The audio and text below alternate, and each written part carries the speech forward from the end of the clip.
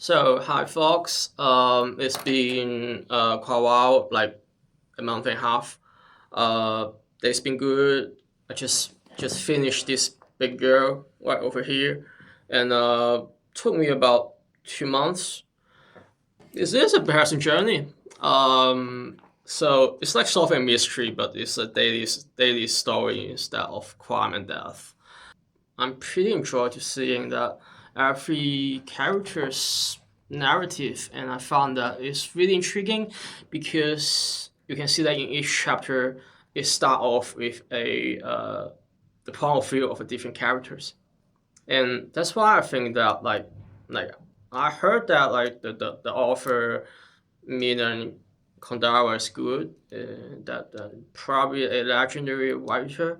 Uh, I think she's probably a even greater architect because it's just like he's building the different layers of the story that that like you to sink in and trying to giving you some puzzle that you can just put together and just there's a holy picture after you puzzle it all out. There's a lot to discuss in this book, so I could like to start with something on the later chapter. There's talking about four categories we can divide it into according to the kind of look that we wish to live under. So the first category longs for the look of an infinite number of anomalous eyes. In other words, for the look of the puppet. That is the case with the German singer, the American actress, and plenty more. So that happens to the editor that Thomas once submitted his article, and the editor, when one day the Russian banned his newspaper, he had the feeling that the atmosphere was suddenly 100 times thinner, and there's nothing could replace the look of unknown eyes. Because what he do is that publication, right? You publish article for the unknown eyes, you receive different letters, different opinions, different articles, and you give it out to different eyes, unknown eyes mainly. So he thought he could suffocate. Then one day he realized that he was constantly being followed, bugged, and photographed in the street. And suddenly he had anomalous eyes on him and he could breathe again.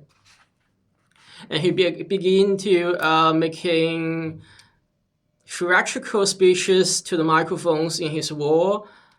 In the police, he had found his lost puppet. The second category that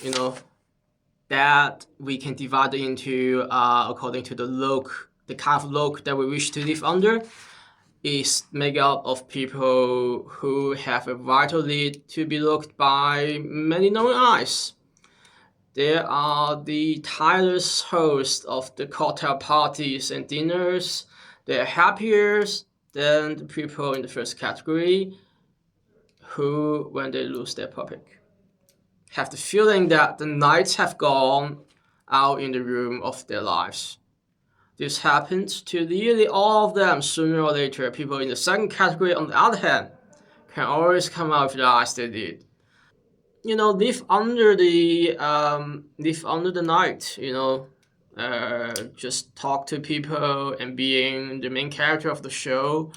I don't know. It's just people do happen in this time. I mean, people they do exist. There's I hope to be these kind of people, but I know that I could never be under the night for too long. Um, I don't know. I would say that I'm probably going to the first category. I mean, the editor type, like lost his audiences and trying to get very hard to get to the anomalous eyes.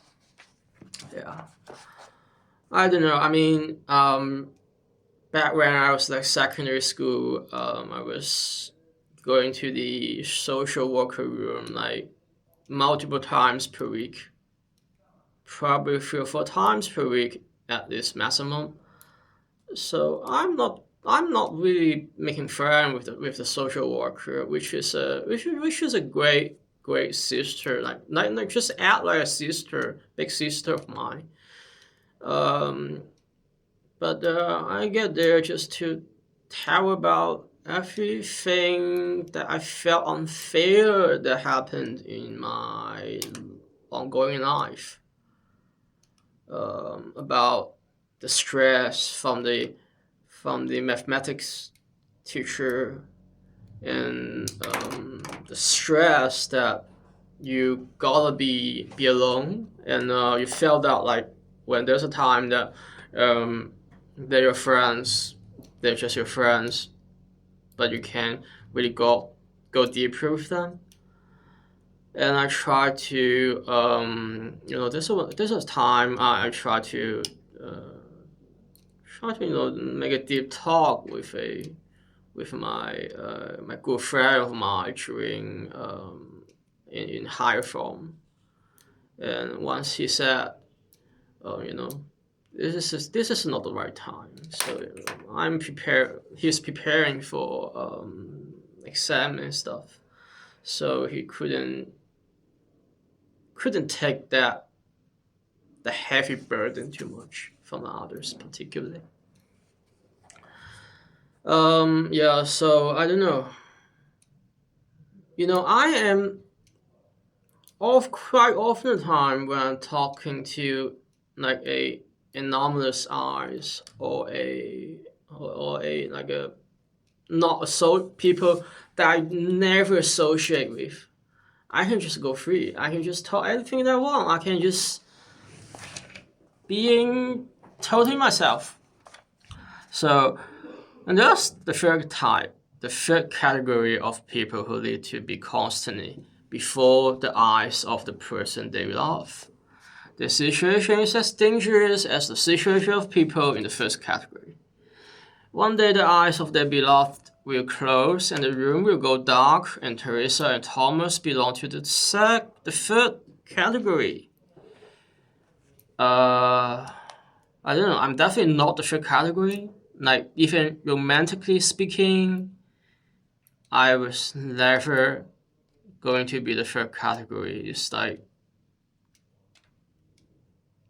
constantly before the eyes of the person they love. Yeah, I've been encountered in some love relations, but I never felt that I have to before the eyes of the person.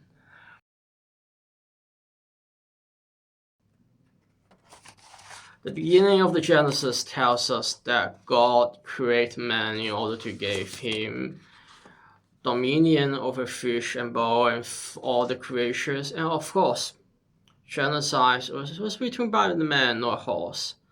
There is no certainty that God actually did grant man dominion over another creature. What seems more likely, in fact, is that man invented God to sanctify the dominion that he had for himself over the cow and the horse, and yes, the right to kill a deer or a cow is the only thing all of the mankind can agree upon. Even during the bloodless of wars, I don't know, like it's really really beautiful written, and I can't deny that we are the very top of the hierarchy. If I get a choice for choose for afterlife, I would definitely not become a human at all. I think because the human could be like so exhausted in the contemporary society. Like I don't know. I mean, we are just busy living, busy dying. I guess. We busy about like understand different things happening in this world. But I do believe that because I've seen that like a lot of the peers, they're really doing great about like following stuff that is like for the sake of the environment, um, and also like for the sake of others. Like you care, people do sometimes. Some people they do care about those people that not belong their own people. Mm, and that's the part that intrigues me. Yeah. Uh, yeah, there's a lot of things to say because like I have been always follow about like the dark corner of the road. Something that changes keep happening. Uh, yeah, that's the part that really fascinates me. And yeah, and also I mean I love the life of our own people's life. I love my current society and my current livings. But I don't know. I mean, I was given an opportunity to step further, and yeah, I'm prepared to step further without questions. Uh, I guess because that I have to do it because it might be one of my callings. Yeah. Uh, and nonetheless, there's so many brilliant people that I meet, that I've encountered, that doing beyond the humans' capacity. You know, the contemporary world is being set with different rules and regulations, and the political climate is not at its best. So, in a world which lives are shaped by maybe unspoken pattern and and unredeemable choices. Uh, I mean, for now, existence seems to lose its substance, its weight that I'm referring to. Yeah. I mean, perhaps hints maybe we feel about the unbearable lightness of being. I mean, if the world is being something better right now, I couldn't do so much about cover about like Middle East or Southeast Asia. Uh, but the fact is that there's changes happening in those regions every single days, and I think that is something that people need to know about. That is that what's important in this world because every life is an individual life, but also a life. And some lives are losing constantly. And when we know that information, and thirsty, we become shocked, and nature, we consume about it, and in the end, we just being tolerate about it. So my point is that don't ever settle with things. Don't ever tolerate with everything. I hope that we can still live in a society that we know what's happening in the corners, and we can be angry about it. We can be so so it could be so vital in our emotions, and we could openly share our emotion to others, to the on the matters that not only related to ourselves. Yeah, that's the way that I'm pursuing right now. I haven't decided what book that I'm going after with right now, but Let's see how it goes. Ta-da!